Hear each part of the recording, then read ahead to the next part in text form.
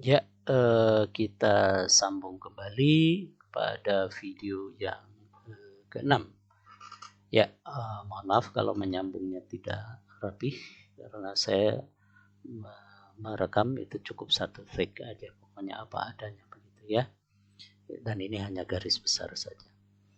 Oke, berikutnya saya ingin menjelaskan tentang bahwa pendidikan karakter sebenarnya secara masif sudah dibuat oleh pemerintah itu sangat baik konsepnya begitu ya. Bahkan di dalamnya ada strategi yang disebut dengan pendidikan karakter itu sebagai sesuatu yang disebut dengan penyadaran, kegiatan sosial, lalu lewat pendidikan, pemberdayaan, bahkan pembudayaan, lalu juga kerjasama. Konsep semacam itu adalah konsep yang sudah harusnya bisa dilaksanakan dengan baik gitu ya.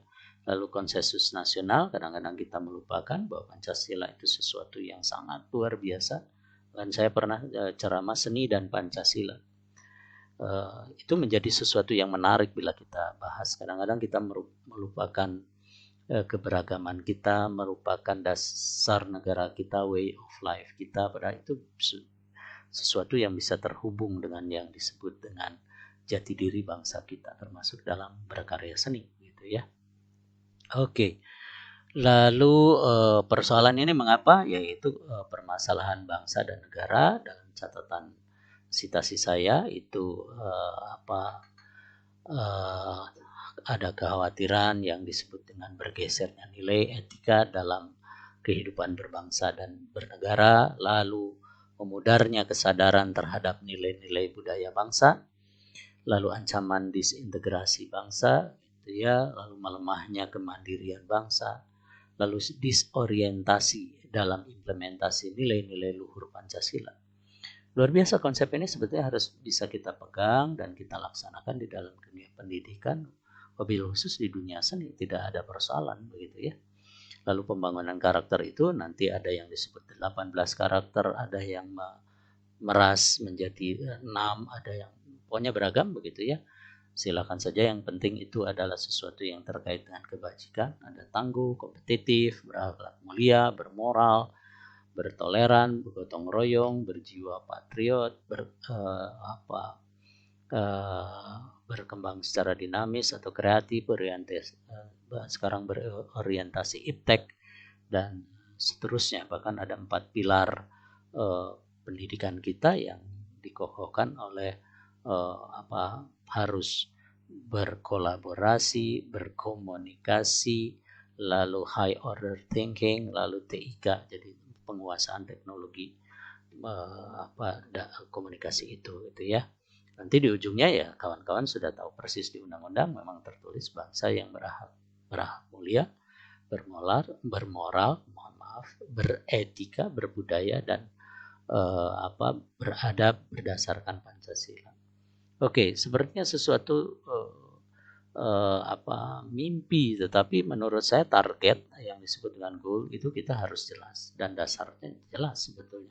Kalau kita berbangsa bernegara ya dalam konsep bernegara dan berbangsa itu bisa dijadikan bagian dari konsep berkarya seni kita. Ya, Jepang itu dengan Shitsuke-nya tertib. Ya, itu moto juang tertibnya saja itu dipatuhi sebagai sesuatu yang luar biasa. Dari tertibnya itu menjadi sesuatu bangsa yang besar itu baru satu yang disebut dengan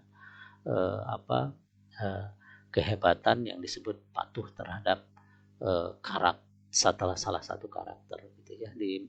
Di Sokagaga University tidak banyak jargon perjuangan apapun, ada tulisan dengan kanji ke bawah Shitsuke, jadi tertib.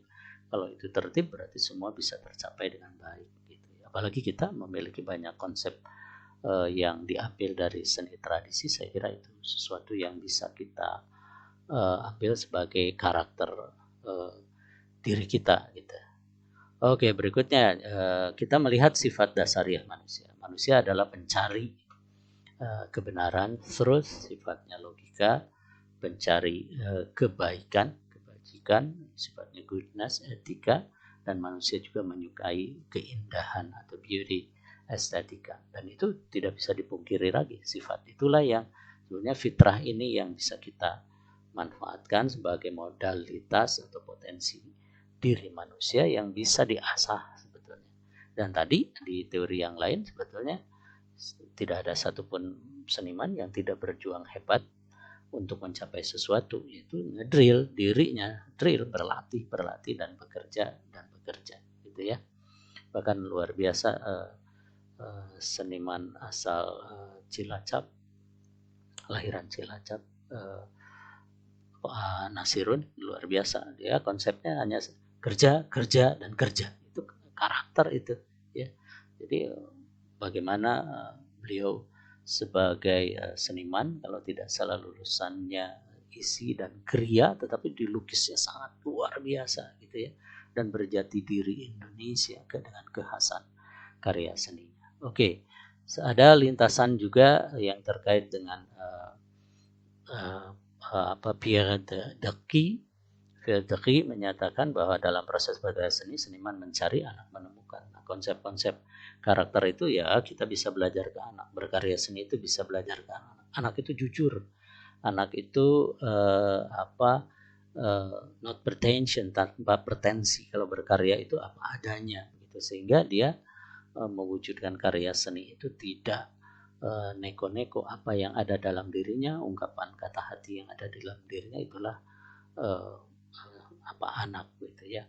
Dan ada di beberapa penelitian yang saya lakukan tentang pembelajaran seni untuk anak, itu ada hal yang sangat menarik gitu. Jadi kalau anak itu dibentuk dengan kebiasaan sehari-harinya apa, nanti di dalam karya seninya juga akan akan terungkap gitu. Ini anak yang orang tuanya memberikan contoh ibadah yang baik, ternyata betul di beberapa gambarnya ya terkait dengan kegiatan ibadahnya.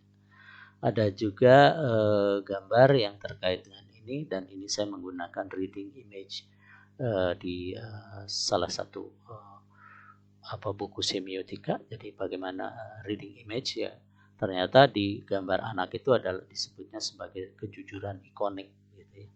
Dan ini muncul bagaimana anak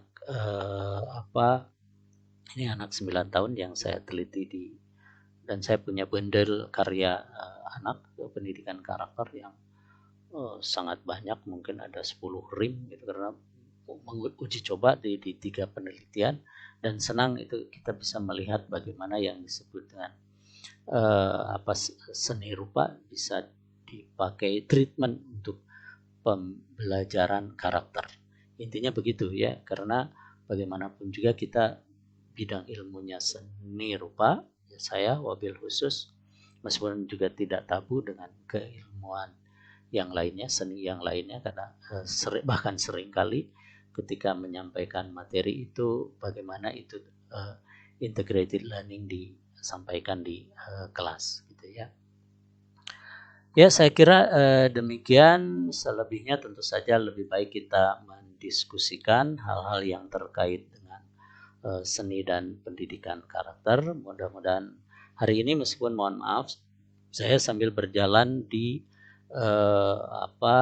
workshop akreditasi AKAS yang Jerman. Jadi mohon maaf, nanti saya tanya jawabnya mungkin di WA nanti.